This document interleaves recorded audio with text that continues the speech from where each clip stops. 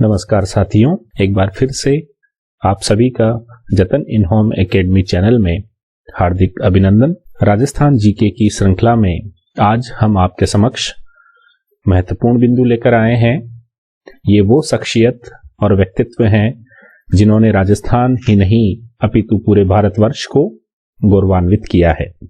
राजस्थान के जननायक हो, चाहे गौरव हो, चाहे क्रांतिकारी हो, चाहे प्रमुख व्यक्तित्व हो, इन सभी नामों से अधिकांश प्रतियोगी परीक्षाओं में इस बिंदु को शामिल किया जाता है।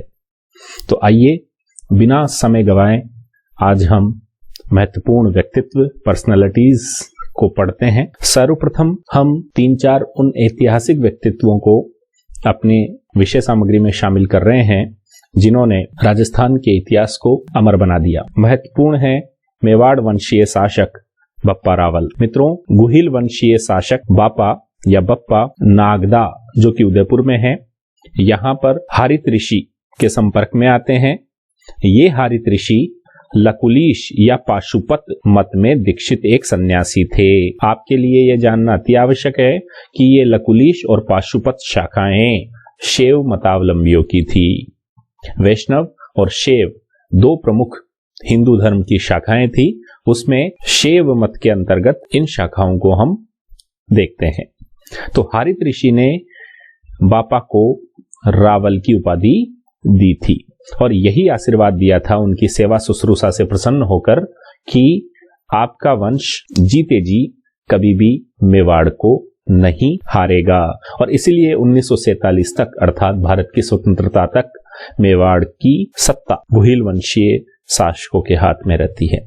मित्रों, बप्पा की उपलब्धियों की बात करें तो इन्होंने उस समय गुजर प्रतिहार नरेश, नागभट्ट प्रथम, सांभर और अजमेर के नरेश अजयराज, हाड़ौती के धवल और मांड जो कि जैसलमेर में था उसके शासक देवराज भाटी और सिंध के राजा दाहिर का जो पुत्र था जयसिंह, उसके साथ मिलकर एक गठबंधन बनाया, संयुक्त मोर्चा बनाया अरब आक्रमण के खिलाफ। और इस संयुक्त मोर्चे ने अरब की खलीफा सेना को पराजित किया। मित्रों, एकजुटता का संदेश बप्पा रावल ने इतने सालों पहले ही दे दिया था। मेवाड़ की सीमा को बप्पा ने ईरान, इराक और खुरासान तक बढ़ा दिया। उन्होंने सोने का सिक्का भी जारी किया। हम ये देखते हैं कि बप्पा का अंतिम संस्कार एकलिंग जी के समीप ही किया जाता है। उनका समाधि स्थल मंदिर नुमा है और बापा रावल के नाम से समाधि स्थल इनका प्रसिद्ध है। अगली शख्सियत है पृथ्वीराज चौहान। मित्रों, आपको बहुत अच्छे से पृथ्वीराज चौहान के संबंध में तथ्यों का पता होगा, फिर भी हम राजस्थान बोर्ड की किताबों में राजस्थान के गौरव के नाम से शामिल इन कुछ ऐतिहासिक व्यक्तित्वों के बारे में तथ्यों को जानते हैं। इनके समय में कन्नौज से जहाजपुर जो कि मेवाड़ में है, यहां तक इनके साम्राज्य की सीमा है, उसका विस्तार हुआ। इनके पिता सोमेश्वर देव की मृत्यु के पश्चात सिर्फ 11 वर्ष की अल्पायु में ही माता कपूरी देवी के संरक्षण में पृथ्वीराज राजगद्दी पर बैठते हैं। और इनके शौर्य का पराक्रम प्रारंभ में ही मिलता है हमें जब इन्होंने 1182 ईस्वी में महोबा के चंदेल शासक को पराजित किया। उस समय भारत में तुर्क आक्रमण चल रहे थे, तब इन्होंने 1191 में तराइन जो कि हरियाणा में है वहां पर मोहम्मद गोरी की सेना को पराजित किया था। मित्रों, यह पहली बार ही नहीं है कि पृथ्वीराज ने गोरी की सेना को पराजित किया था। इससे पूर्व भी वे 1186 से 1191 तक कई बार गोरी को पराजित कर चुके थे, किंतु 1192 ईस्वी के तराइन के द्वितीय युद्ध में छल के द्वारा पृथ्वीराज चौहान अंतिम रूप से गोरी के द्वारा पराजित होते हैं। अगला जो महत्वपूर्ण व्यक्ति है वो है महाराणा सांगा।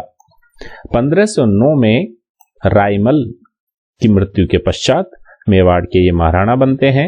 उन्होंने 1517 में दिल्ली के सुल्तान इब्राहिम लोदी को खातोली और 1518 में बाड़ी जो कि धौलपुर में है, दोनों ही जगह पर इब्राहिम लोदी को पराजित करते हैं। यही नहीं, इन्होंने बाबर के साथ भी 1527 में खानवा में युद्ध किया यद्यपि यहाँ पर वो पराजित होते हैं। इसके पश्चात 30 जनवरी 1528 को कालपी, जो कि दौसा में है, वहां पर राणा सांगा का देहांत हो जाता है। अगला महत्वपूर्ण व्यक्तित्व है हमारे सामने राजस्थान की राधा के रूप में विख्यात मीराबाई। ये 1498 में मेड़ता के राठौड़ वंशीय रतन सिंह के यहाँ पर कुड़की ग्राम में जन्म लेते हैं। इनका विवाह 1519 में मेवाड़ महाराणा सांगा के पुत्र भोजराज के साथ किया जाता है। 7 वर्ष के पश्चात ही जब भोजराज की मृत्यु हो जाती है, तब पारिवारिक व्यथाओं और सांसारिकता से विभंग होकर मीराबाई का मन कृष्ण भक्ति में लग जाता है और उन्होंने शीघ्र ही वृंदावन का रास्ता अपनाते हैं। वृंदावन में जाने के पश्चात अपना अंतिम समय वो द्वारका, जो कि गुजरात में है, वहां पर बिताते हैं और ऐसा माना जाता है कि सगुण उपासक मीरा अपने अंतिम समय में कृष्ण की मूर्ति में ही विलीन हो जाती हैं। तो मित्रों, ये कुछ ऐतिहासिक व्यक्तित्व थे जो कि कक्षा 9 की राजस्थान बोर्ड की किताब में शामिल थे। अब हम उन शख्सियतों के बारे में पढ़ेंगे जो कि वर्तमान में शामिल की गई राजस्थान की स्वतंत्रता और आंदोलन नाम से जो पुस्तक है, उसमें कुछ व्यक्तित्वों की विशेष चर्चा की गई है। मुझे उम्मीद है कि आगामी भर्ती परीक्षाओं में इन्हीं पुस्तकों में से प्रश्न शामिल आपके पेपर्स में किए जाएंगे। तो मित्रों, हूबहू वैसे के वैसे व्यक्तित्व पढ़ते हैं। पन्ना धाय। मेवाड़ के महाराणा उदय सिंह की धाय मां पन्ना थी और यहाँ पर जो मेवाड़ का सामंत था बनवीर, उसने 1535 में विक्रमादित्य की हत्या करके युवराज उदय सिंह की भी हत्या करने का प्रयास किया और जब उदय सिंह की हत्या का समाचार पन्नाधाय को मिलता है, तब वो अपने पुत्र चंदन को उदय सिंह के स्थान पर लेटाकर बनवीर से उसकी रक्षा करती है। अपने बेटे के बलिदान दिए जाने के कारण ही पन्नाधाय का नाम मेवाड़ के इतिहास में त्याग के लिए लिया जाता है। मित्रों, दुर्गादास राठौड़, वीर शिरोमणि नामक उपाधि से सुसज्जित दुर्गादास का जन्म 13 अगस्त 1638 को मारवाड़ के सालवा गांव में हुआ। यहाँ पर जसवंत सिंह के मंत्री आसकरण के पुत्र दुर्गादास थे। इन्होंने शहजादा अकबर को औरंगजेब के विरुद्ध सहायता दी थी। साथ ही शहजादा अकबर के पुत्र और पुत्री, जो कि बुलंद अख्तर थे और सफियतुन्निसा थे, इन्होंने इन दोनों बच्चों को इस्लाम धर्म की दीक्षा दी, शिक्षा दी और अपना मित्र धर्म निभाया। यहाँ पर इन्होंने सांप्रदायिक सहिष्णुता का उदाहरण पेश किया। दुर्गादास की मृत्यु उज्जैन में 1718 में होती है और दुर्गादास के लिए मारवाड़ में यह कथन प्रचलित है कि मायड़ ऐसा पूत जन जैसा दुर्गादास। तो दुर्गादास हमारे लिए वेरी इंपॉर्टेंट है। अजीत सिंह को शासक बनाने में, उनकी जान बचाने में इनका नाम मारवाड़ के इतिहास में प्रमुखता से लिया जाता है। निहाल चंद, यह किशनगढ़ के शासक सावंत सिंह के दरबार में थे। मित्रों, निहाल चंद वो ही है जो कि मोरध्वज के नाम से फेमस थे और एक चित्रकार के रूप में पूरे राजस्थान के इतिहास में अपनी छाप छोड़ते हैं। ये सावंत सिंह का दूसरा नाम हमें नागरीदास भी मिलता है। इन्होंने किशनगढ़ चित्रकला शैली को अपने चरम पर पहुंचाया और सावंत सिंह और उनकी जो प्रेमिका थी बणी ठणी, उसको राधा कृष्ण के रूप में चित्रित किया। आपको जानकर खुशी होगी कि बणी ठणी का चित्र ही भारत की मोनालिसा के नाम से प्रसिद्ध है। हमारे लिए याद रखने योग्य है किशनगढ़ चित्रकला, जिसमें निहाल चंद, सावंत सिंह और बणी ठणी। अगले इतिहासकार के रूप में हमारे सामने व्यक्तित्व हैं गौरीशंकर हीराचंद ओझा। राजस्थान के महान इतिहासकार और पुरातत्ववेत्ता के रूप में इन्हें जाना जाता है। इनका जन्म 1863 में सिरोही जिले के रोहिड़ा नामक स्थान पर हुआ था। मित्रों, प्राचीन लिपि का अच्छा ज्ञान होने के कारण इन्होंने भारतीय प्राचीन लिपि माला नामक ग्रंथ की रचना की। अंग्रेजी सरकार ने इन्हें महामहोपाध्याय और राय बहादुर की उपाधि से नवाजा था। अगला महत्वपूर्ण व्यक्तित्व है हमारे लिए गौरीबाई, जिनका उपनाम हमें वागड़ की मीरा मिलता है। इनका जन्म डूंगरपुर के नागर ब्राह्मण परिवार में हुआ था। एक बार रीट परीक्षा में गोविंदगिरी के परिवार के बारे में प्रश्न पूछ लिया गया था, इसलिए आपको ये जानना जरूरी है कि गौरीबाई का जन्म नागर ब्राह्मण परिवार में हुआ था। कृष्ण भक्त गौरीबाई डूंगरपुर महारावल शिव सिंह के द्वारा 1829 में बाल मुकुंद मंदिर का निर्माण करवाया था। मित्रों, गौरीबाई के संबंध में डूंगरपुर, नागर ब्राह्मण परिवार, वागड़ की मीरा, कृष्ण भक्त और बाल मुकुंद मंदिर हमारे लिए महत्वपूर्ण है। हमें डिफरेंस करना होगा गौरी देवी और गौरी बाई में। गौरीबाई जहां डूंगरपुर से संबंधित है, वागड़ की मीरा के नाम से लोकप्रिय है, वहीं गौरी देवी जोधपुर जिले से संबंधित है और मांड गायन शैली हेतु अपनी प्रसिद्धि रखती हैं। इनका जन्म 1920 ईस्वी में जोधपुर में हुआ था और संगीत इनका क्षेत्र था। दयालदास की बात करें तो बीकानेर रे राठौड़ारी ख्यात के रचनाकार दयालदास 1798 में कुड़िया, जो कि बीकानेर में है, वहां पर जन्मे थे। दयालदास ख्यात की हस्तलिखित प्रति में राठौड़ों की उत्पत्ति से लेकर महाराजा सरदार सिंह तक लगभग 1851 तक का इतिहास इस पुस्तक में दयालदास ने लिखा था। दुर्सा आडा की बात करें तो यह अकबर के समकालीन थे। यही प्रश्न एक बार परीक्षा में पूछ लिया गया था कि अकबर के समकालीन किस राजस्थानी साहित्यकार को माना गया है। उत्तर होगा दुर्सा आडा। इन्होंने महाराणा प्रताप और राव चंद्रसेन की देश प्रेम की भावना का यशोगान किया। इनकी प्रमुख रचनाएं हैं विरुद्ध छहतरी, जो कि सर्वाधिक प्रसिद्ध हैं, कीर्तार बावनी और वीरमदेव सोलंकी रा दूहा। इन तीनों रचनाओं को हम विशेष रूप से याद रखेंगे, जिसमें विरुद्ध छहतरी सर्वाधिक प्रसिद्ध है। बीरबल सिंह की बात करें, गंगानगर जिले के रायसिंह नगर में जन्मे बीरबल सिंह बीकानेर प्रजा परिषद के सदस्य थे और वे सामंती अत्याचारों का विरोध करने और नागरिक अधिकारों की प्राप्ति के लिए प्रत्येक आंदोलन में अग्रणी भूमिका निभाते थे। विजयदान दे था महत्वपूर्ण साहित्यकार, जिनका जन्म 1 सितंबर 1926 को जोधपुर जिले के बोरुंदा में हुआ था। इनकी प्रसिद्ध कृतियां हैं बातारी फुलवारी, जो कि एक लोक कथा के रूप में 1960 में लिखी गई थी। इसके अलावा बापू के 3 हत्यारे, आलोचना, जो कि 1948 में लिखी गई, चौधराइन की चतुराई, एक लघु कहानी संग्रह 1996 में लिखा गया, दुविधा और अलेखू हिटलर, इनकी कई बार परीक्षाओं में पूछी गई कृतियां हैं दुविधा और अलेखू हिटलर। ये विजयदान दे था रूपायन संस्थान, जो कि बोरुंदा में है, उसके सह संस्थापक भी माने गए हैं। हमें इनका उपनाम बिज्जी मिलता है। साहित्य में ये बिज्जी के नाम से अत्यधिक लोकप्रिय थे। मित्रों, 2007 में इन्हें पद्मश्री और 2012 में राजस्थान रत्न से सम्मानित किया गया था। इनकी एक लोक कथा पर मणिकोल, जो कि फिल्म निर्माता हैं, उन्होंने दुविधा फिल्म बनाई, जबकि इसी कथा पर अमोल पालेकर ने पहेली नामक फिल्म भी बनाई थी। मांड गायिका अल्ला जिल्लाबाई, वेरी इंपॉर्टेंट, 1 फरवरी 1902 को जन्मी बीकानेर में। इनका प्रसिद्ध गीत, जो कि आज भी राजस्थान का राज्य गीत है, केसरिया बालम आओनी पधारो मारे देश, वेरी इंपॉर्टेंट। अल्ला जिल्लाबाई मांड गायिका, केसरिया बालम आओनी पधारो मारे देश की रचयिता, बीकानेर से संबंधित। कविराज श्यामल दास अगले व्यक्तित्व हैं। ये मेवाड़ के महाराणा शंभू सिंह और उनके पुत्र महाराजा सज्जन सिंह के दरबारी कवि थे। इनका जन्म भीलवाड़ा जिले के धोकलिया में 1836 में हुआ था।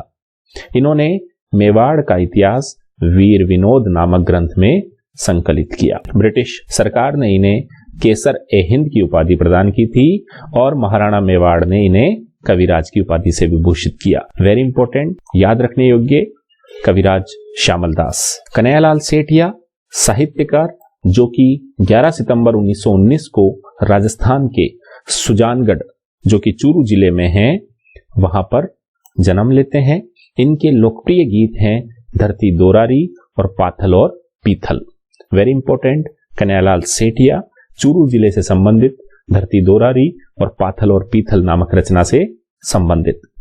कंपनी हवलदार मेजर पीरू सिंह, ये भी महत्वपूर्ण व्यक्तित्व के रूप में राजस्थान बोर्ड की किताबों में संकलित हैं। इनका जन्म 20 मई 1918 को झुंझुनू में रामपुरा बेरी पर हुआ। परमवीर चक्र से सम्मानित होने वाले ये पहले राजस्थानी हैं, इसीलिए यह हमारे लिए विशेष हो जाते हैं। मेजर शैतान सिंह एक और रक्षा क्षेत्र से संबंधित शख्सियत। बाणासुर के शहीद के नाम से प्रसिद्ध मेजर शैतान सिंह का जन्म सितंबर 1924 में जोधपुर में फलोदी तहसील के बाणासुर में हुआ। इन्हें मरणोपरांत परमवीर चक्र से सम्मानित किया गया है। तो मेजर शैतान सिंह को बाणासुर के शहीद के नाम से जाना जाता है। पंडित झाबरमल शर्मा पत्रकारिता के भीष्म पितामह के नाम से प्रसिद्ध झाबरमल शर्मा का जन्म जसरापुर में 1880 में हुआ था। जहां झाबरमल का नाम आ जाता है वहां पर हम पत्रकारिता को और पत्रकारिता के पितामह के रूप में उन्हें याद करते हैं। स्वामी केशवानंद शिक्षा संत के नाम से प्रसिद्ध स्वामी केशवानंद का जन्म सीकर जिले में हुआ था। इनके बचपन का नाम बिरमा था। तो मित्रों, हमारे लिए केशवानंद वेरी इंपॉर्टेंट, शिक्षा संत के रूप में लोकप्रिय, सीकर जिले से संबंधित, और बिरमा इनका बचपन का नाम। आचार्य तुलसी की बात करें तो 1949 में अणुव्रत आंदोलन का इन्होंने सूत्रपात किया था। यह आंदोलन नैतिक उत्थान के लिए तुलसी आचार्य के द्वारा प्रारंभ किया गया था। आचार्य तुलसी का जन्म 20 अक्टूबर 1914 को नागौर के लाडनू कस्बे में हुआ था। आचार्य तुलसी का संदेश बहुत प्रसिद्ध है। इंसान पहले इंसान, फिर हिंदू या मुसलमान। Very important. अणुव्रत आंदोलन, आचार्य तुलसी, लाडनू नागौर से संबंधित। जगजीत सिंह की बात करें तो प्रसिद्ध गजल गायक के रूप में वो अपनी पहचान रखते हैं। इनका जन्म 8 फरवरी 1941 को श्री गंगानगर जिले के एक सिख परिवार में हुआ। इन्हें मरणोपरांत 31 मार्च 2012 को राजस्थान सरकार के द्वारा राजस्थान रत्न पुरस्कार से नवाजने की घोषणा की थी। कोमल कोठारी एक और महत्वपूर्ण पर्सनालिटी।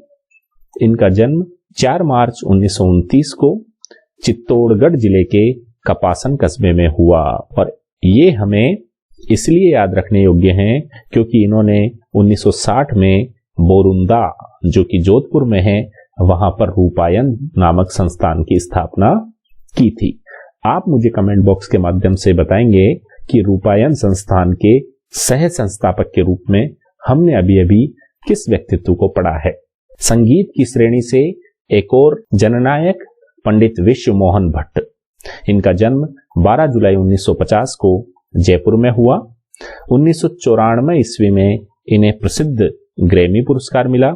इन्होंने मोहन वीणा का आविष्कार किया। यह हमारे लिए वेरी इंपॉर्टेंट फैक्ट है और याद रखने योग्य तथ्य हैं। मोहन वीणा के आविष्कारक पंडित विश्व मोहन भट्ट। पीके सेठी एक जाना माना नाम, जो कि जयपुर फुट के जनक के रूप में हम सब लोगों में लोकप्रिय हैं। ये प्रसिद्ध डॉक्टर पीके सेठी ने सवाई मानसिंह चिकित्सालय में कार्यरत रामचंद्र के सहयोग से 1969 में दिव्यांगों के लिए नकली पैर जयपुर फुट के नाम से विकसित किया। इन्हें Ramon Magsaysay award, doctor BC Roy सम्मान, पद्मश्री सम्मान और भी अनेकानेक पुरस्कारों से इनको नवाजा जा चुका है। वर्तमान में भी जयपुर फुट भगवान महावीर विकलांग सहायता समिति के माध्यम से दिव्यांगों को निशुल्क रूप से लगाया जाता है, जो कि पीके सेठी की ही विचारधारा को आगे बढ़ा रहे हैं। कृपाल सिंह शेखावत अगले राजस्थान के गौरव के रूप में हमारे बीच में लोकप्रिय हैं। शिल्प गुरु के नाम से ये जाने जाते हैं। 1922 में इनका जन्म सीकर जिले के मऊ नामक ग्राम में हुआ था। इन्होंने ब्लू पोट्री पर चित्रांकन के माध्यम से पूरे विश्व में पहचान बनाई। जहां पर ब्लू पोट्री का नाम आ जाता है वहां पर कृपाल सिंह शेखावत का नाम आसानी से लिया जाता है। अगले और आज के वीडियो के अंतिम व्यक्तित्व हैं कर्पूर चंद कुलिश। इनका जन्म 20 मार्च 1926 को टोंक जिले के सोड़ा गांव में हुआ था। इन्होंने 7 मार्च 1956 को संध्याकालीन दैनिक के रूप में राजस्थान पत्रिका की शुरुआत की। इनकी रचनाओं को देखें तो मैं देखता चला गया नामक श्रृंखला इन्होंने उस समय लिखी थी जब 1975 में आपातकाल लगा था और इन्होंने भारत के गांवों का भ्रमण किया था और अपने अनुभव को में देखता चला गया नामक श्रृंखला में संजोया था। कुलिस साहब ने पोलमपोल के नाम से ढूंढाड़ी भाषा में नियमित कॉलम लिखे और यही उनकी साहित्यिक विरासत के रूप में जानी जाती है। मित्रों, राजस्थान के व्यक्तित्व के इस वीडियो में हम पार्ट फर्स्ट के रूप में यहीं पर समाप्त करेंगे। पार्ट 2 वीडियो के अंतर्गत हम उन क्रांतिकारी व्यक्तित्वों को शामिल करेंगे जिन्होंने स्वतंत्रता आंदोलन में अपना योगदान दिया था। मित्रों, हमने यह संपूर्ण विषय सामग्री राजस्थान बोर्ड की पुरानी और हाल ही में शामिल की गई किताबों से ली है। हो सकता है आपको कुछ तथ्य विचित्र लगें, लेकिन मेरा यह मानना है कि अगर आरबीएसई की बुक्स में ये चीजें शामिल हैं तो वह हमारे लिए अति महत्वपूर्ण है। तो आप इन्हें अपने पढ़ाई का लक्ष्य बनाएं, अपने दायरे में शामिल करें, क्योंकि आने वाले एग्जाम्स में चाहे वो पटवारी हो, कॉलेज व्याख्याता हो या रीट हो, आपको इन्हीं विषय सामग्री में से प्रश्न मिलेंगे। अगर आपको हमारा प्रयास अच्छा लगा हो तो कृपया वीडियो को लाइक कीजिए, चैनल को सब्सक्राइब कीजिए, शेयर कीजिए, ताकि अधिक से अधिक लोगों का फायदा हो। तो जल्द मिलते हैं दूसरे वीडियो में। तब तक के लिए जय हिंद, जय भारत, धन्यवाद मित्रों।